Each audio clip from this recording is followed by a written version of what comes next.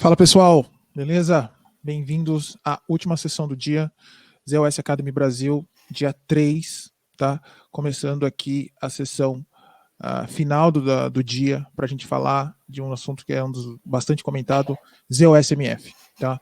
Para trazer esse assunto para a gente tem dois camaradas que a gente já ouviu deles hoje. Então, na primeira sessão, o Bill apresentou, introduziu para a gente o Zoe, e o Edu estava como facilitador, e agora eles inverteram o role, e o Edu vai trazer para a gente essa introdução de ZOSMF, e o Bill vai ficar aqui como facilitador, ajudando na interação, nas perguntas, tá legal? Antes de mais nada, Edu, bom dia, tudo bem? Bom dia, tudo bem? Para quem não ouviu a primeira sessão, conta um pouquinho do que você faz na IBM, um pouquinho da sua história, e aí eu acho que o Bill está com um probleminha de áudio, mas aí a gente já vai direto para a apresentação, tá legal? Tudo bem. Então é o seguinte, gente, bom dia, muito obrigado pelo convite também de falar aqui no ZOS Academy. Meu nome é Eduardo, para quem não me conhece, ainda não me ouviu falar, não me ouviu me apresentar, eu trabalho na IBM já faz uns 20 anos, sempre na plataforma Z, e eu também dou suporte a ZOS, e recentemente estou com uma role também no time global, que é onde a gente discute boas práticas, inovação e automação.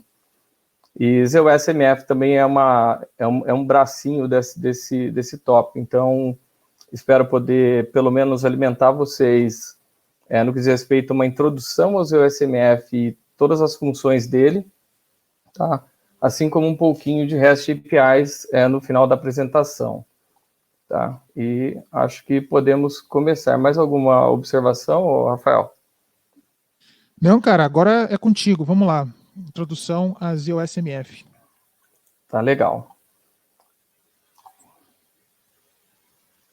Bom, então a agenda, ela, embora pareça curta, ela não é tão curta assim, porque o ZOSMF hoje está com um leque de funções muito grandes. Então, eu peço até desculpa para vocês se for um pouco extenso, se eu for andar um pouco rápido demais aqui nos assuntos, tá bom? Mas tem bastante conteúdo. Então, nós vamos falar sobre, primeiro, o que é o ZOSMF, como que o ZOSMF ele se encaixa dentro do seu ambiente, e depois nós vamos falar sobre o portfólio do ZOSMF, mostrar um pouquinho do Desktop Interface, os plugins que tem, quais são os plugins que têm uma RESTful API atrelada a eles também, o Swagger Interface, que é um facilitador para você usar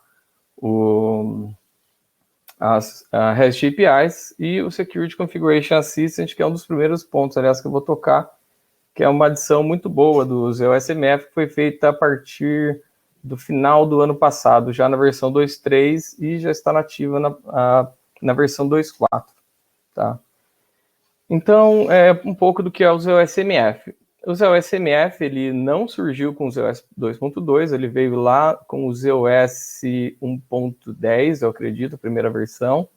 Mas a partir do ZOS 2.2 ele faz parte do sistema operacional.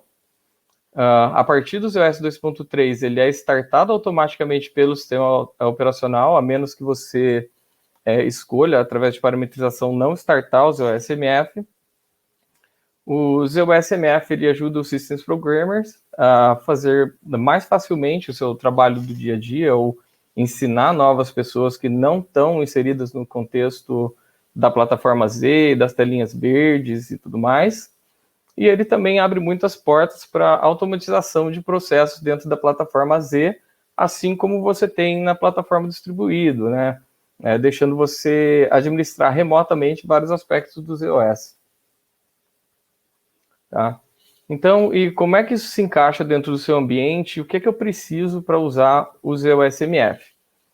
Então, na parte do PC, você vai precisar apenas de um PC com um browser, porque ele não tem nenhum componente que roda dentro do seu PC. Tá? Ele é uma aplicação web.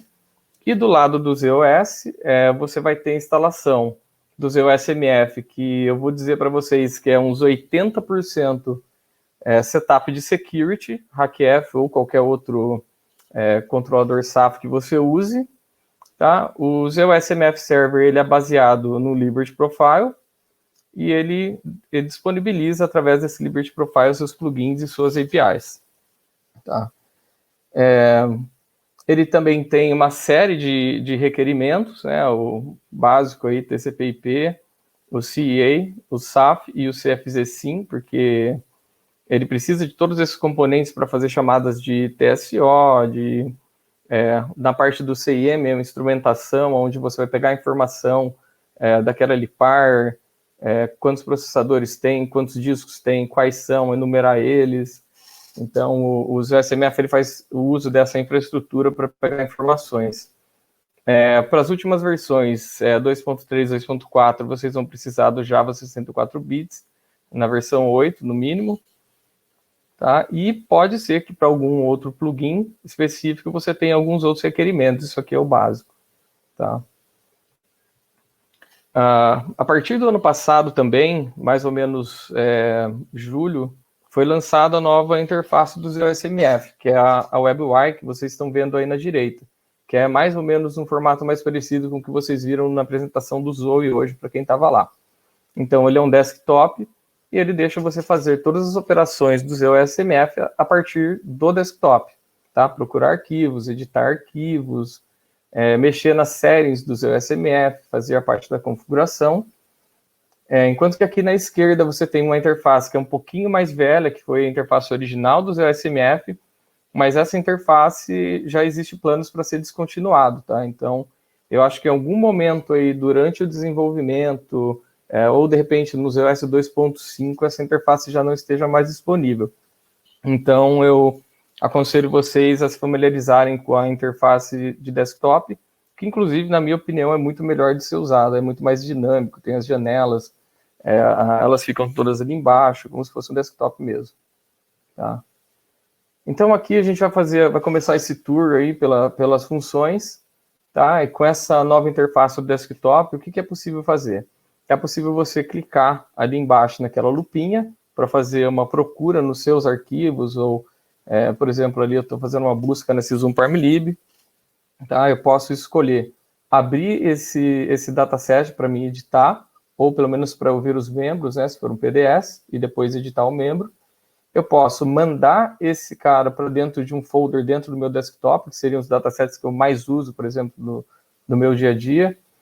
No exemplo que vocês estão vendo aí, é uma pasta chamada utility, né?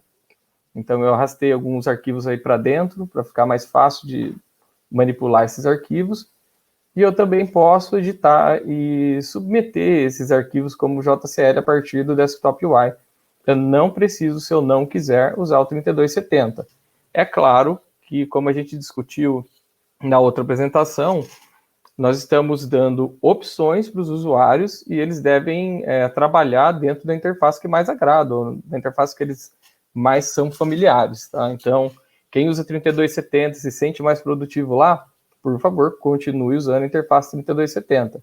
Para quem não é, ou então tem uma pessoa nova no time, essa pessoa ela já pode começar a se acostumar a usar essa nova interface, porque, inclusive, é muito mais fácil de navegar para uma pessoa que está vindo com background de Windows ou Linux do que navegar no ISPF 3.4, né, e tudo aquilo que a gente já conhece, e a gente sabe que lá no começo a gente teve um pouco de dificuldade para aprender esse tipo de navegação.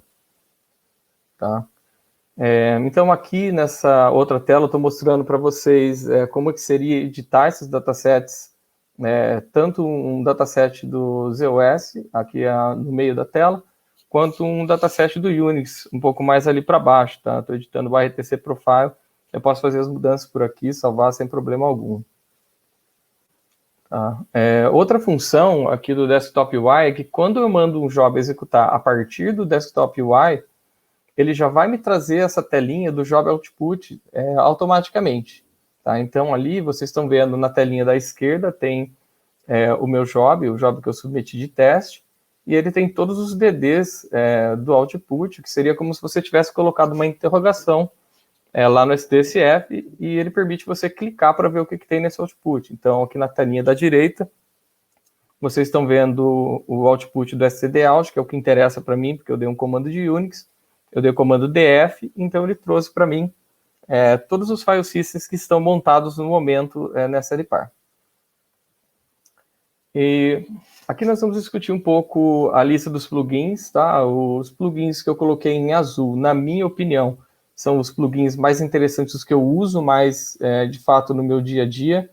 Os que estão em vermelho são os plugins que são relativamente novos, e os que estão em verde, aí, que são o SDSF e o RMF, e você precisa de uma licença do SDSF ou do RMF para poder usar. Então, esses não são plugins que vão estar disponíveis para todo mundo, tá?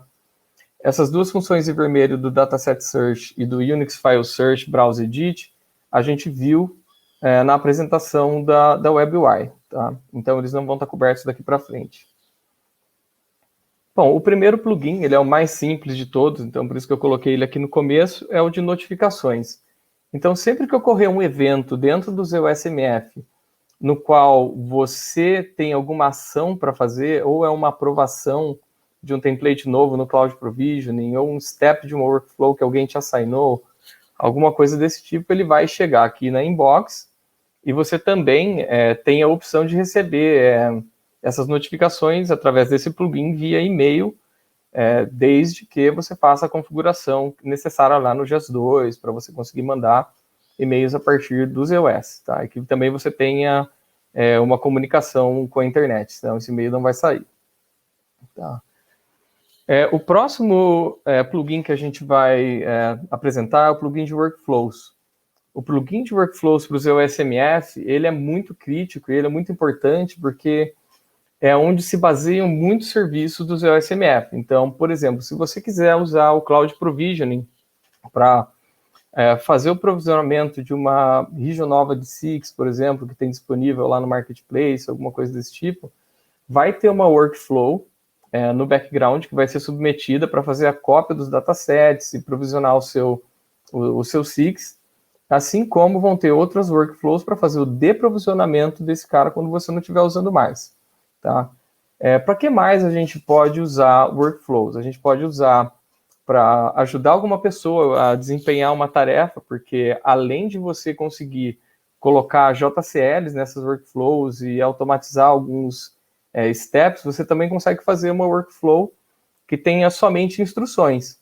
Tá? Então, é o que está acontecendo agora com o upgrade já aconteceu no 2.2, 2.3 e no ZOS 2.4, onde você tem uma workflow, que são vários steps que você pode ir ticando, que são as atividades que você já completou referentes ao upgrade do ZOS 2.4.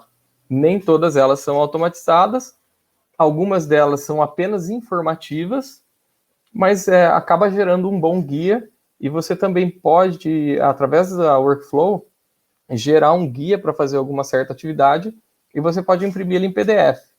E ele vai gerar como se fosse um manual. Então, ele é bem legal nesse ponto também. Você pode usar o workflow também para ter certeza de que todos os steps vão ser performados na ordem correta, porque você pode estabelecer dependências entre os steps. Você pode também ser alguém de fora que está vendo essa workflow sendo executada e você checar o processo dela. Você também, depois que completa essa workflow, você pode arquivar ela, então ela vai ficar disponível para você fazer audit trail, né, que é fazer uma auditoria, ver quem fez qual step, quando completou, etc. Você pode usar a workflow para fazer algum tipo de automação, e um exemplo clássico que a gente já tem usado bastante é para fazer uma interação com as ferramentas de ticket, né? Então, por exemplo, você tem um portal dentro da ferramenta de ticket e você precisa resetar a senha de um usuário. Então, você, a partir da ferramenta de ticket, chama essa workflow através de uma REST API, você vai passar qual é o nome do usuário para ela, o sistema vai receber, vai fazer o perform dessa workflow, que tem alguns steps, por exemplo, o primeiro vai ser resetar a senha do usuário, e o segundo já vai ser mandar um e-mail através do ZOS, já criptografado, para a caixa de e-mail do usuário. Esse password ele não volta para a ferramenta de ticket. Então, isso é só um exemplo vago de como automatizar as coisas usando uma workflow. A workflow também, assim como o JCL, você pode condicionar, então, você quer que essa workflow pare de performar se ocorrer um step erro em algum step, ou teve um return code maior que X no JCL, enfim. E como eu falei, que você pode chamar essas workflows através de REST APIs, passando parâmetros ou não, se eles já estiverem definidos dentro da workflow. E aqui embaixo eu estou passando para vocês alguns dos exploiters que a gente tem hoje em dia. O DB2 já está usando workflows para fazer a migração de versão. O ZOS também, embora ele não seja feito completamente pela workflow, né? Tem muitos steps que são apenas de documentação e você tem que fazer manualmente. A configuração do ZOS Container Extensions, você só faz através de workflows, o provisionamento dos containers. E o Cloud Provisioning também, ele depende muito das workflows para fazer o deployment dos produtos. Tá? Então, aqui eu tirei um print, né, de uma workflow bem simples. Então, acho que isso pode ser usado como exemplo para alguma pessoa que está entrando num time de storage, ele precisa inicializar uns discos, só que ele não conhece lá o ICKDSF, ele não conhece todas essas coisas. Então, você pode vir aqui, através da workflow, essa workflow, no caso, ela tem 3 steps. O primeiro step varia os drives offline, o segundo ele executa um ICKDSF para fazer a formatação dos discos, no terceiro ele coloca isso online. Tá? É claro que quando você clicar em cima do step, aqui na workflow, e dar um execute, no primeiro step, a primeira coisa que ele vai te perguntar é uma série de variáveis. Então, qual disco você quer variar offline? Enfim, você coloca isso de uma forma bonitinha, através de um menu, e quando você manda executar essa workflow, esses dados já vão estar populados, e a pessoa que está executando essa workflow, embora sobre supervisão de alguém, ela não precisa necessariamente saber a parametrização do ICKDSF, o JCL já está montado dentro da workflow apenas com os campos para as variáveis serem substituídas. Tá? Então, como vocês podem ver aqui, tem um campinho de status, tem a porcentagem dessa workflow, se ela está, o quão completa ela está, quantos steps tem, quem é o owner, qual o sistema que ela está rodando, se ela pode ser chamada de fora do ZOS ou não, e se ela é pública ou não. Tá? O Service Configuration Assistant, ele está disponível também depois que chegou a UI do desktop. Para mim, ele é um dos melhores plugins que existe no ZOSMF, porque, como eu disse para vocês, basicamente 80% do setup do ZOSMF é feito embaixo do HackF, ou qualquer outro produto SAP que vocês estejam usando. E sempre depois que a gente termina uma instalação do ZOSMF, mesmo depois que a gente seguiu tudo bonitinho, os jobs da Samplib e tal, normalmente sempre sobra alguma rebarbinha, algum recurso que está faltando, algum permit que ficou faltando. Então, o interessante desse plugin é que você, como vocês estão vendo aqui na janelinha, você vai ali, tem um Validate for User ID, você vai colocar o User ID que você quer validar, apertar o botãozinho Validate All, e ele vai trazer todos os recursos que esse cara precisaria ter para ter acesso às funções do ZOSMF e não tem. Então, como vocês estão vendo aqui, para o plugin do ZOSMF Sysflex Management, esse cara falhou 3 autorizações, ou seja, para ele usar completamente esse plugin, essa autorização vai ter que ser consertada. Se você olhar aqui embaixo, eu expandi um. Então, no ZOSMF Notifications, esse cara aqui, esse usuário debug1, para ele funcionar perfeitamente, ele está faltando um permit nesse recurso irr.rusermap da classe Facility. E aqui ele também te dá qual é o acesso que você precisa permitir esse cara para que isso funcione corretamente lá. Tá? Então, para mim, esse plugin ele deveria ter sido feito desde o dia 1 do ZOSMF. Não foi feito, mas agora que ele chegou, ele facilita bem a vida para quem está fazendo o setup do ZOSMF. Ficou muito bom. O Network Configuration Assistant. O Network Configuration Assistant ele vai ser usado agora para configurar as stacks de TCP/IP, para fazer o setup das suas políticas de ATTLS. Existia ou ainda existe um client no Windows que você pode usar para fazer isso, mas esse client também, assim como outras funções que estão sendo implementadas no ZOSMF, a intenção é manter isso tudo dentro do ZOSMF e descontinuar esses clientes externos. Então, já está havendo uma grande demanda né, do pessoal que dá suporte à network para que esse plugin seja instalado, porque fazer o gerenciamento dessas políticas, principalmente do ATTLS, manualmente, dá um certo trabalho, é muito artesanal. Tá? Um outro plugin de network que acaba sendo relativo ao anterior é o ZERT, que é o Encryption Readiness Technology. Então, é um plugin que foi desenvolvido para o seu SMF, ele lê dados do seu SMF e ele traz esses dados do SMF para dentro do ZERT através de uma tabela no DB2. Então, se você quiser usar esse plugin, você também vai ter que ter um DB2 disponível com uma tabela onde você possa carregar esses registros de SMF, mas eu vou dizer para vocês que o resultado é muito bom. Você consegue ver os dados aqui de uma forma muito fácil, você consegue fazer sorte, exportar, fazer relatório, e tudo mais é bem interessante. Bom, ZOS Operator Consoles. Então, hoje em dia, quando você precisa usar uma console no ZOS, ou você usa o SDSF, ou você usa uma console SMCS, ou você usa, de repente, um servidor de IOM, conecta na OSA, e para usar a console. Aqui é apenas mais uma maneira na qual você pode usar para você ter acesso a uma console no ZOS também, emitir comandos. De novo, se você se sente produtivo usando outro tipo de console, absolutamente continue usando. Não é para ser um replace, né? Lembrando também que todas as funções, quase todas as funções do ZOSF, quase todos os plugins, eles têm uma REST API relacionada. E o próprio ZOSMF consome essa REST API. Então, quando você dá um comando pelo ZOSMF na função de consoles, ele vai consumir a própria REST API para dar esse comando, tá? Então, esse ZOS Operator Consoles, ele vem por meio de uma web interface, que é lá dentro do desktop.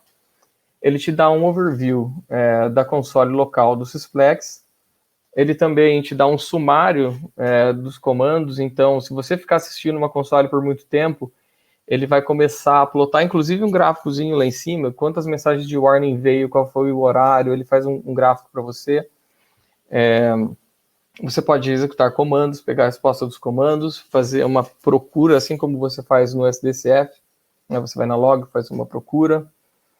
Se você tiver setado um servidor do Knowledge Center, você pode apontar esse servidor nos settings do plugin de console, e assim que você passar o mouse por cima, ele vai te mostrar qual é o help daquela mensagem específica, e você pode pegar mensagens históricas do Operlog e da Syslog. Tá? Como eu já falei, também tem a REST Interface correspondente. Tá? Então, se vocês derem uma olhada aqui, esse aqui é a integração que tem com o Knowledge Center. Então, no caso, quando passa o mouse por cima de uma das mensagens, ele já vai fazer essa busca lá no Knowledge Center e vai mostrar para vocês qual que é o contexto da ajuda para essa mensagem aqui dentro da tela. Aqui foi o que eu falei para vocês. Se vocês olharem ali em cima, na parte gráfica, ele tem o número de mensagens que chegou naquele determinado horário. Não dá para ver o horário aí, mas ele vai te dando as mensagens que chegaram. Se chega alguma mensagem de erro, ela vai aparecer em vermelho aqui em cima. É só para vocês terem realmente uma noção. Não é nada que você realmente talvez use no dia a dia. Aqui em cima você tem assim como na console, você tem uma área onde ficam os WTOs, disponíveis para você todo o tempo, fixo. E, bom, para console era isso. Próximo tem o plugin do SDSF. Como eu mencionei para vocês, ele depende de licença, então se você não tiver a licença do SDSF, você não vai conseguir usar. Tá? Você consegue... acho que é esse aqui, tá? Então, aqui vocês conseguem ver a carinha desse plugin do SDSF, assim como todos os outros plugins. Acho que eles tentam trazer algo bem visual para vocês. Então, você já tem um view aqui de como é que anda o consumo de CPU, DSL parse, full utilization. E aqui embaixo, como vocês conseguem ver, tem um menu que equivale a todas as funções que vocês têm no SDSF. Então, o primeiro seria o DA, o all job seria o ST, o input seria o I, e assim vai. Tá?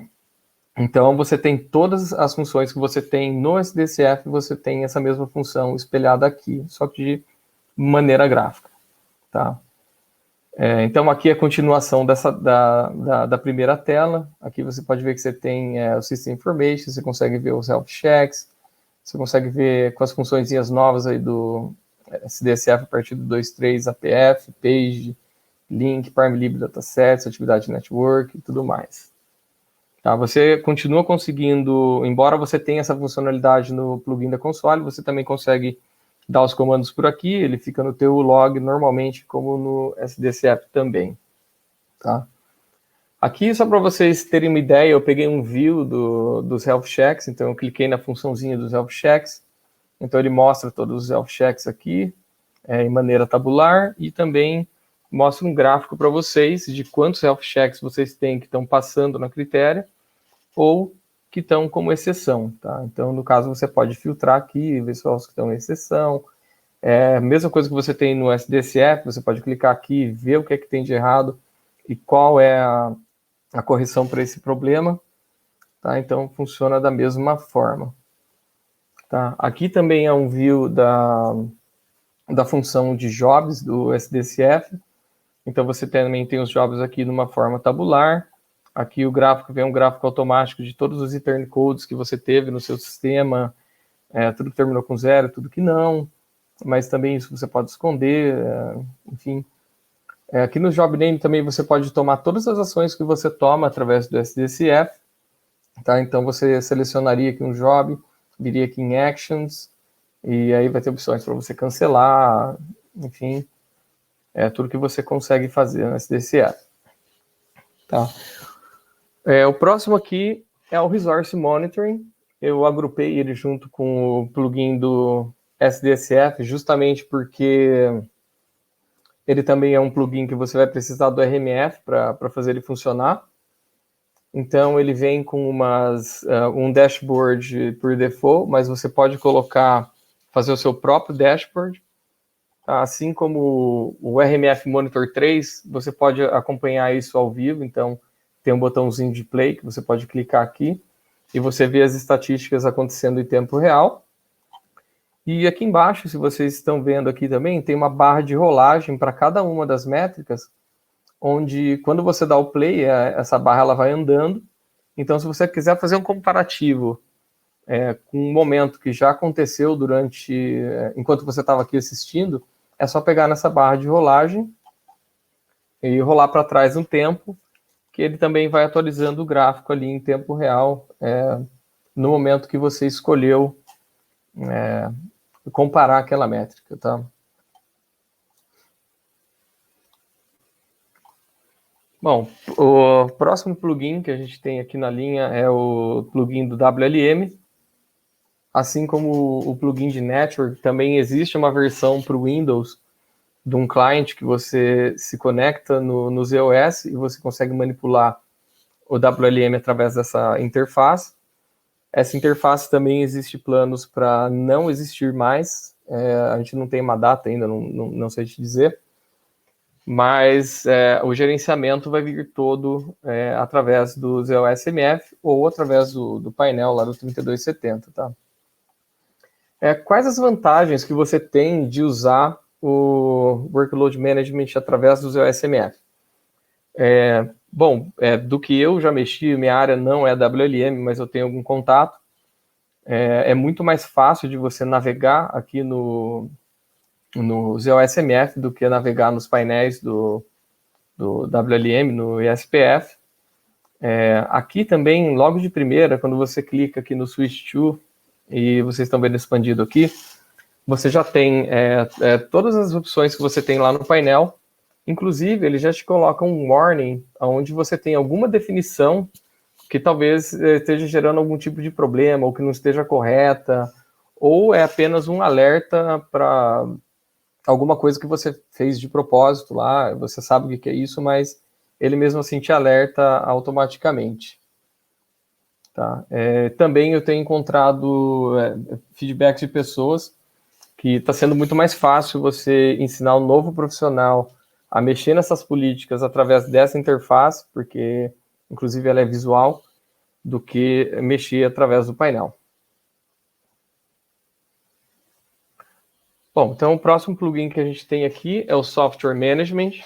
Eu já queria dizer para vocês que não, o SMPE não, a gente não está acabando com o SMPE, pelo contrário, eu acho que o SMPE ele é a forma, ele é o gerenciador de pacotes, vamos dizer, do ZOS, e a IBM não tem nenhum plano, pelo menos até o presente momento, de descontinuar o SMPE. Pelo contrário, você usa a informação do SMPE para trazer, para importar esse software que está lá no seu ambiente SMPE para cá, para dentro do Software Management, e você ter uma extensão, vamos dizer assim, visual dele. Então, como vocês podem ver aqui, ele importa isso do SMPE, ele traz qual que é o seu Product ID, qual que é o vendor. Você também pode colocar coisas aqui que não são gerenciáveis pelo SMPE, então, se você tem um produto que você gerencia pelo SMPE, mas tem um dataset que não está gerenciado pelo SMPE, que são mods suas, ou algum requerimento que tem que ir junto, você também pode colocar aqui junto no bundle. O legal dessa interface é que você pode, pelo menos para produtos IBM, através de uma função aqui no Actions, você pode pegar o End of Service Date para os produtos, tá? E você também pode fazer o controle das licenças do produto através do Software Management.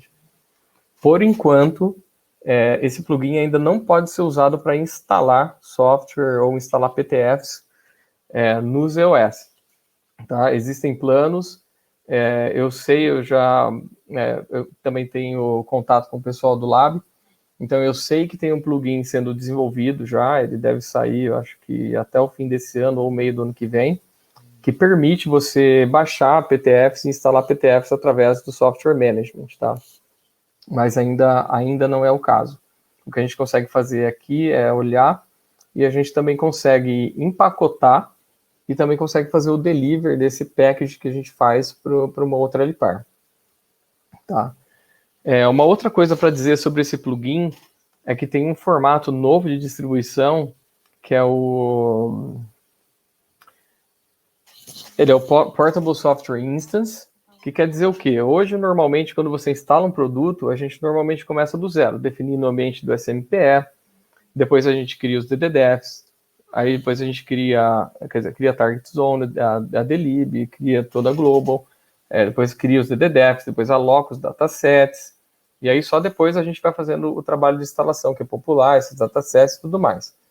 Então a IBM já está trabalhando com os outros software providers para fazer o quê? Fazer um empacotamento mais, vamos dizer assim, mais eficiente. Então, eles já vão te mandar, por exemplo, um ambiente inteiro todo pronto, e aí você vai rodar uma forma de workflow ou através do próprio software management, uma série de diálogos, onde você vai falar para ele quais os nomes que você deseja, por exemplo, para sua target, para sua delib, qual HLQ que você deseja, e ele vai pegar esse ambiente pronto e ele só vai mudar nas DDDFs, vamos dizer assim.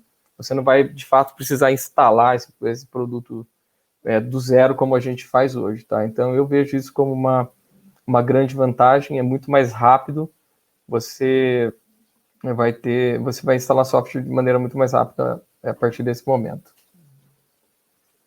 Tá? Aqui também no Software Management não tem todas as funções da SMPE, como eu falei para vocês, mas você pode rodar alguns reports, que seria aqui o End of Service, uma validação da sua Software Instance, qual o serviço que você não tem instalado, você pode fazer o Missing Fixcat Report, você pode procurar se uma PTF está instalada ou não, e você pode comparar essa instância com uma outra instância. Então, por exemplo, se você tem uma instância do ZOS na qual você aplica a manutenção. Então, normalmente, a gente faz um clone do ZOS e aplica a manutenção nesse sistema que a gente clonou, que está parado ainda, que não deu IPL nele. Então, antes de você dar IPL nesse ambiente, você pode fazer uma comparação dentro dessas zonas e ver, por exemplo, o número de PTFs que foi instalado, enfim, e ver se isso está correto. Isso é um processo que normalmente a gente já faz, né? Tem jobs que fazem isso, mas é uma boa alternativa também para quem está chegando e não tem tanta familiaridade com os reports, tá? Bom, através do Software Management também, tem um plugin do ZOSMF, que é o de topologia. Então, você pode estabelecer uma topologia onde, por exemplo, aqui no meu sistema de Poughkeepsie, eu vou gerar a minha imagem do ZOS e aí depois eu vou estar distribuindo para Orlando, que depois vai estar distribuindo para Dublin, e eu posso amarrar essas coisas, né, e de forma com que esse delivery do software seja feito apenas pelo ZOSMF, tá? De novo, eu sei que muita gente já tem esse setup feito através de jobs, muitos mandam por NDM, ou mandam por FTP, ou qualquer outra coisa, já existe um processo estabelecido. Mas a gente está falando aqui sobre modernização, então esse esquema de distribuição seria um pouco mais moderno, tá? E para você também conseguir fazer isso, você vai ter que fazer o setup dos seus certificados, né, do ZOSMF, para que um confie no outro, tenha um trust entre eles. Bom, Sysplex Management, esse plugin, ele no passado, na primeira versão dele, ele não deixava você modificar nenhuma configuração do Sysplex. Eu acho que esse plugin ele é muito legal porque ele deixa você ter um visual de como é que está o seu Sysplex, quantas Cupping Facilities você tem, quais são os seus CDS. Você pode organizar essas estruturas aí dentro do seu view, você pode fazer um sort e tudo mais. Fica muito mais fácil de você enxergar a topologia do seu Sysplex do que se você dá lá meia dúzia de comandos e começa a olhar os outputs e tudo mais. Então, a primeira versão desse plugin não deixava você fazer nada. Já na versão mais nova desse plugin, ele deixa você fazer várias coisas, como rebuild de estrutura, definir um novo CDS.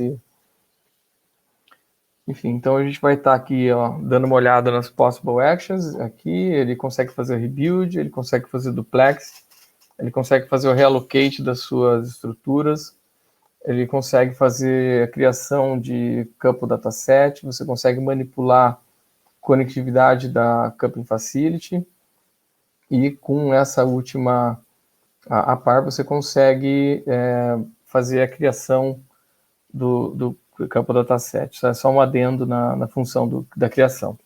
Tá? Aqui na direita você tem os screenshots, né? Então aqui eu cliquei nas estruturas, cliquei em um rebuild, dei um start, aí ele começou a fazer o rebuild, completou o rebuild, e aqui você pode clicar também no output, isso tudo também é auditável, ele vai ficar aqui para os outros usuários, se você quiser ter certeza que de fato essa atividade ocorreu, você pode clicar aqui e você vai ter um view do output do comando. Tá? Óbvio, você também consegue ver isso lá na log, enfim.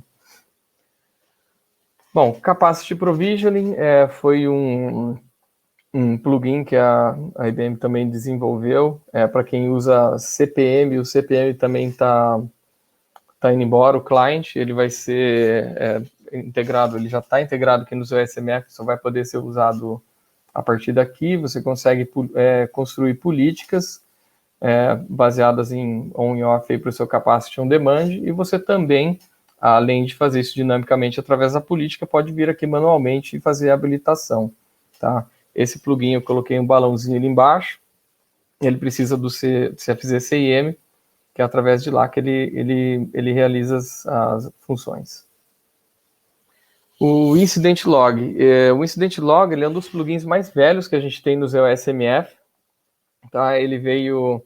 ele também é o mais velho, ele também é o mais cheio de requerimentos. Você vai precisar do CEA, você vai precisar do CFZ CIM, você vai precisar configurar o seu CEA para também, se você desejar fazer o empacotamento, por exemplo, acontecer um dump no sistema operacional. Então, eu quero que o meu CEA capture para mim automaticamente Operlog, syslog, faça um pacote para mim desses dados, do momento que aconteceu o dump até um tempo, por exemplo, 10 minutos atrás, isso é tudo configurável. Então, você pode configurar o CEA para fazer isso, inclusive, você podia fazer isso, inclusive, hoje no ZOS, essa função não depende do ZOSMF, tá? Mas o ZOSMF explora ela. Então, para cada vez que acontece um dump no seu sistema operacional, vai ser colocada uma entrada lá no seu dump directory, e é isso que o incident log vai ler. Então, olhando aqui no screenshot, tem 2 abends ali, eu posso simplesmente clicar nesse abend, ir lá no Actions e colocar lá Send Diagnostic Data to IBM. Então, aí ele vai me chamar uma série de diálogos, vai perguntar para mim o que eu quero empacotar junto, vai perguntar para mim qual que é o número do PMR que eu tenho com a IBM ou com o vendor, porque não é só para a IBM que isso funciona, você pode configurar os servidores de FTP para mandar para outros clientes também. Então, você vai seguir o diálogo, vai selecionar qual o servidor de FTP que você quer mandar, vai colocar o seu usuário, sua senha para aquele servidor de FTP ou SFTP, e vai clicar no Send e magicamente as coisas vão lá para o outro lado, sem você precisar rodar aquele job de um ADRD-SSU para pegar todo mundo junto, fazer um dump, daí você rola um parse, daí você manda. Então, isso facilita bem a vida de quem trabalha bastante com lab da IBM ou dos vendors. Tá? É muito legal esse plugin. Bom, links. Esse é um plugin também muito simples, né? Na verdade, é só uma série de links que você está disponibilizando para os usuários do ZOSMF. A IBM ela já te dá alguns links aqui como padrão. Você pode também modificar esses links ou colocar um link que você goste aí, dos outros vendors também, mais informação, manual, qualquer outra referência. Esses links, assim como tudo no ZOSMF, eles também são protegidos por um recurso lá no SAF, tá? Então, se a pessoa ela não é autorizada nesse recurso, por exemplo, esse link não vai aparecer para ela na interface, tá? Do ZOSMF. Bom, o Web SPF. Esse plugin foi uma tentativa da IBM de fazer um web app, né, onde você possa acessar o ISPF através do ZOSMF sem precisar de um emulador. Essa interface, ela não é tão usada assim, né? Existem situações onde eu já tive que usar essa interface e me ajudou, porque tem um dos sistemas que a gente suporta, onde você tem que se conectar via SSH primeiro, para depois se conectar no TSO. E como tivemos alguns problemas no SSH, o acesso ao TSO não foi possível. Então, eu acabei vindo pela interface do ZOSMF Web, e eu consegui usar o ISPF daqui. Ele não é muito legal, ele é bem lento, mas me ajudou a resolver o meu problema. Então, eu acho que é válido, né, uma interface válida, mas ela também não tem todas as features que você tem num terminal 3270, na plotar gráfico e todo esse tipo de coisa. Ele, na verdade, lê os painéis do ISPF e traduz, vamos dizer assim, um HTML para você. Tá? A navegação é perfeita, tudo é possível fazer por aqui, menos a opção gráfica. E, como eu falei, ele já me ajudou em um problema, então... Ok. Bom, acho que a parte do tour pelos plugins a gente acabou.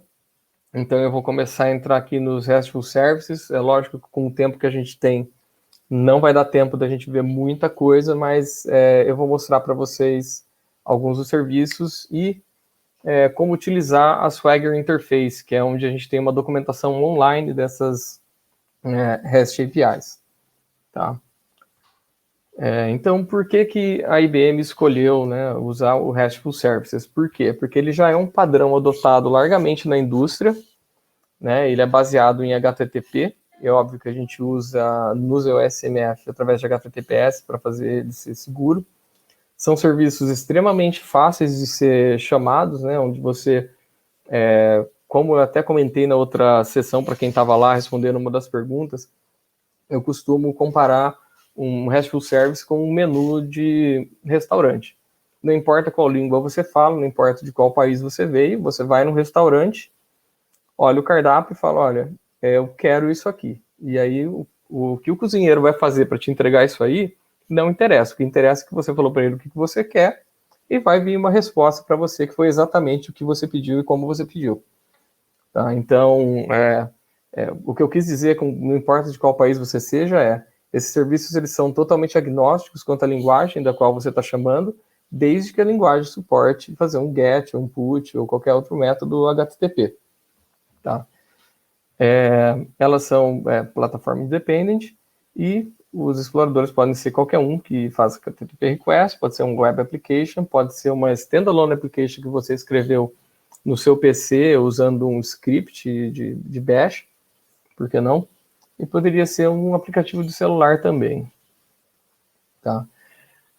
Aqui para vocês eu coloquei quais as REST APIs que eu mais uso, que eu acho que são mais populares e que a gente pode tirar mais proveito, né, de serviços simples e rápidos, que são os serviços de job. Você pode submeter jobs, fazer query de qual step um job está rodando no momento, ou com qual return code ele acabou, pegar uma infinidade de informações sobre os jobs.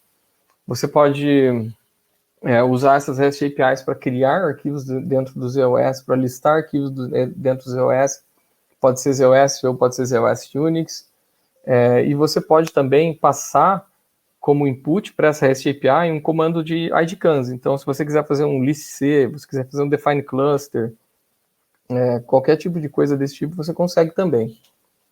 Tá?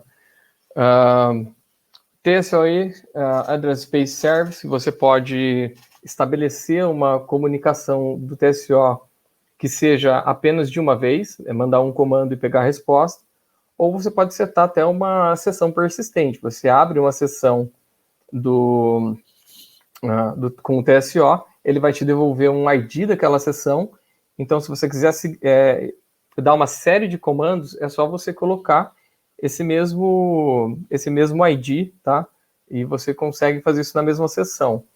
Para que serve isso também? Se você tem algum script lá no TSO, um Hex, que ele vai te fazer 5 perguntas, por exemplo, você também consegue usar a REST API através desse ID que você obteve na primeira chamada para responder as coisas que estão chegando lá. Tá? ZOSMF Workflow Service, como eu falei para vocês, também dá para automatizar essas chamadas de workflow remotamente, através de RESTful APIs, e também dá comandos na console. A Swagger Interface, como é que a gente faz para chegar lá? Então, se você abrir seu desktop e clicar aqui no livrinho, que é o Reference Center, você vai ter um ícone que aponta para ZOSMF REST APIs. Assim que você clica nele, ele vai te mostrar uma tela com todas as REST APIs que estão disponíveis no ZOSMF, tá? E aqui no caso eu vou estar exemplificando a de Jobs. Aqui é quando você abre os diálogos da Swagger Interface, ele tem todos os métodos que aquela API suporta e como você vai chamar essa API, tá? Qual é o endpoint dela, que a gente chama.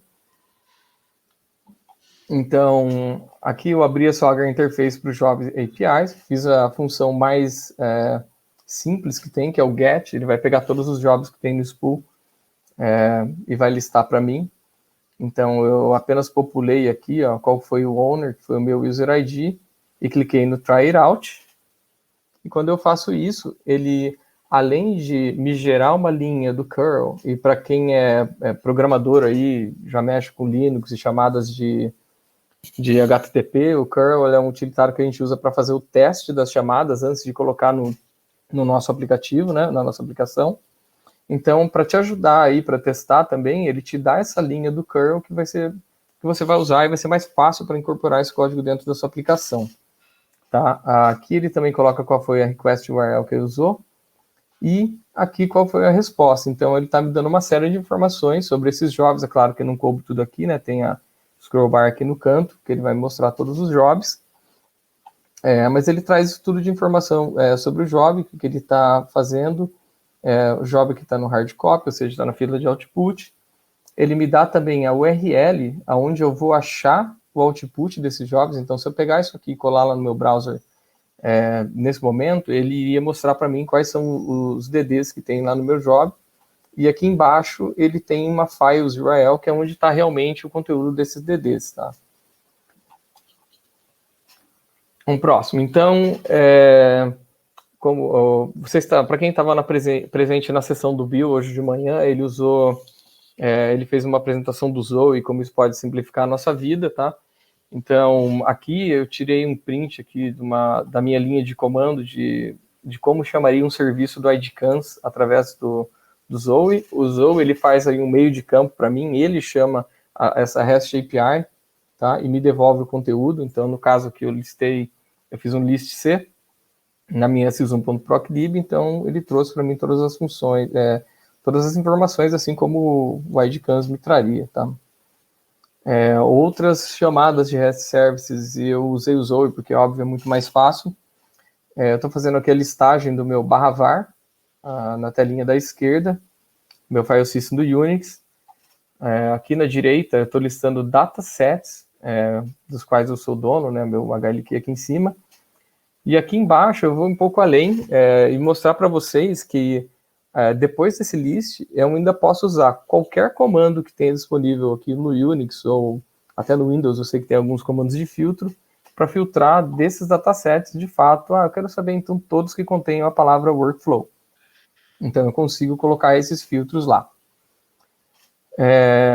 Tenho também aqui alguns exemplos, né, de um DPL-info usando a console REST API. Então ele me retornou aqui também tudo como esperado. Aqui embaixo, eu só estou mostrando para vocês como de forma objetiva. Se eu quisesse saber apenas qual é a data quando foi feito esse PL, eu posso usar também os comandos de filtro, aí, com grep-i ipl, e pegar dentro dessa linha que ele vai me retornar só o sexto caractere, a sexta palavra, que é a data.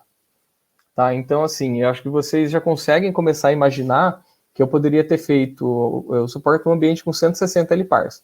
Eu poderia ter feito um script para sair dando esse comando em todas as minhas 160 LPARs e montar um relatório das datas de PL, por exemplo. De uma maneira muito mais fácil do que eu conseguiria fazer, talvez, dentro do mainframe. Porque a gente até então não tinha essas interfaces. Tinha que fazer meio que umas gambiarras, umas soluções caseiras, né? Enfim, usar o NetView, uma infinidade de coisas que a gente já fez para conseguir esse mesmo resultado. E hoje está muito fácil. Tá? Aqui também exemplificando uma sessão de TSO, então dando comando time para pegar qual é o horário que está nessa máquina. E, como eu falei para vocês, é uma apresentação muito extensa. Desculpem, porque eu tive que correr muito com esse assunto para dar tempo de caber aqui dentro da 1 hora. Espero que vocês tenham gostado e também quero me fazer disponível para vocês. Tem meus contatos das redes sociais aí, meu e-mail. E com certeza, se tiver algum pedido, a gente pode pensar em fazer alguma sessão mais específica aí. Eu vejo bastante pessoal pedindo parte de instalação. Vamos marcar mais para frente um webinar só para falar da parte de instalação do ZOSMF. Teve algumas perguntas aqui. Acabou de vir mais uma ali agora no chat, perguntando do plugin para HackF. Acho que seria mais o Security Assistant, né? E não só para HackF. Não, na verdade, não tem nenhum plugin. Eu acho que se a pergunta foi direcionada para fazer permits e dar comandos de HackF pela interface do ZOSMF, ainda não tem um plugin para isso, tá? E o pessoal perguntou também no começo da parte do Network Configuration Assistant, a parte de TCP/IP, eles viram, acho que eles viram aqui, eu tive um probleminha de conexão, você mostrando já, mas tem funções também para a parte de VTAM, para ajudar na configuração com o VTAM também? Não, é voltado para TCP/IP. Eu acho que foram mais essas perguntas aqui que estava faltando responder.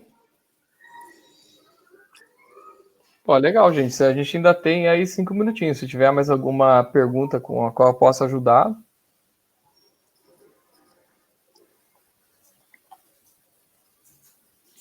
Bacana. Enquanto a gente espera aí, deixa eu ver aqui se é uma pergunta, chegou? Acho que mais um comentário. Bom, vamos aproveitar então esses 5 minutos para dar aqui algumas mensagens importantes. Na sessão anterior, eu deixei de comentar sobre... Rafael. Oi, pode falar. Rapidinho, cara, só deixa eu te interromper. O Bill já respondeu aqui a diferença entre Zoe e ZOSMF, desculpe. Ah, tá bom. Beleza. Pessoal, acho que mensagem bastante importante aí é a questão do laboratório, tá? Eu vou colocar mais uma vez aqui no chat para vocês. Deixa eu pegar o link aqui.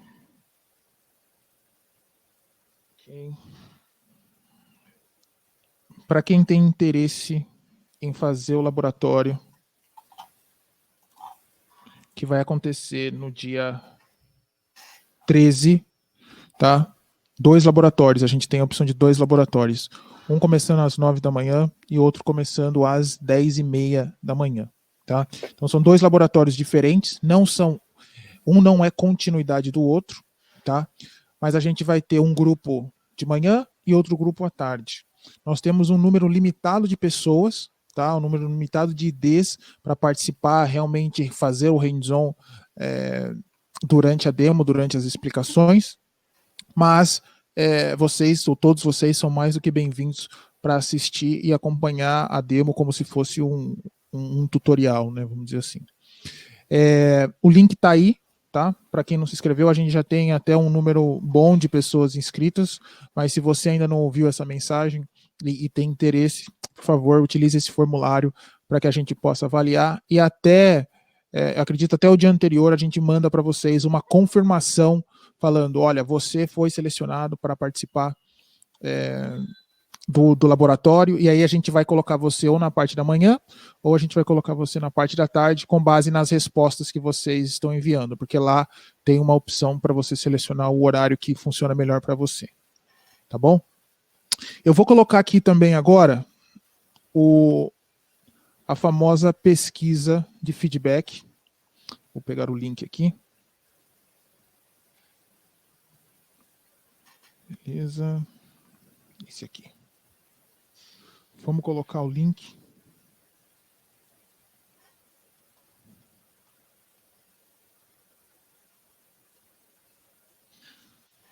Show.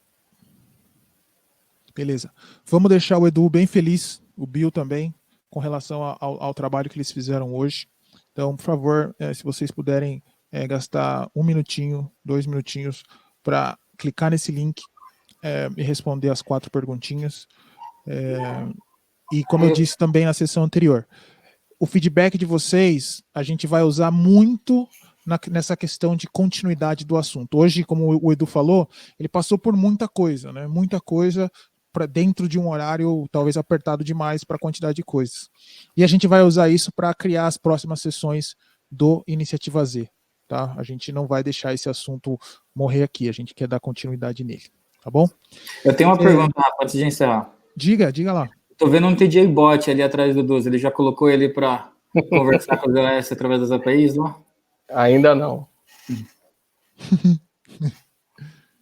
Tá ali, ó. Pra quem não conhece ele, ó.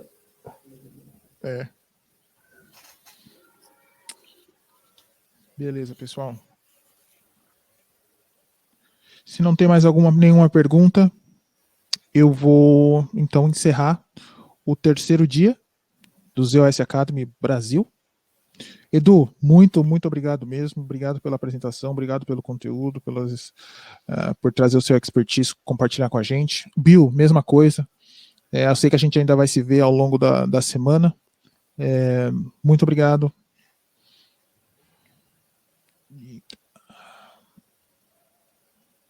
Vocês estão me ouvindo? Sim. Beleza. Pessoal, boa tarde para vocês. Eu vou encerrar aqui e a gente se vê amanhã na sala 11, tá legal? Eu vou mandar um e-mail antes de começar, mas amanhã a gente se vê na sala 11. Legal? Muito obrigado pela participação de todos. Valeu, Rafa. E obrigado até mais. a todo mundo. Valeu. Tchau, tchau.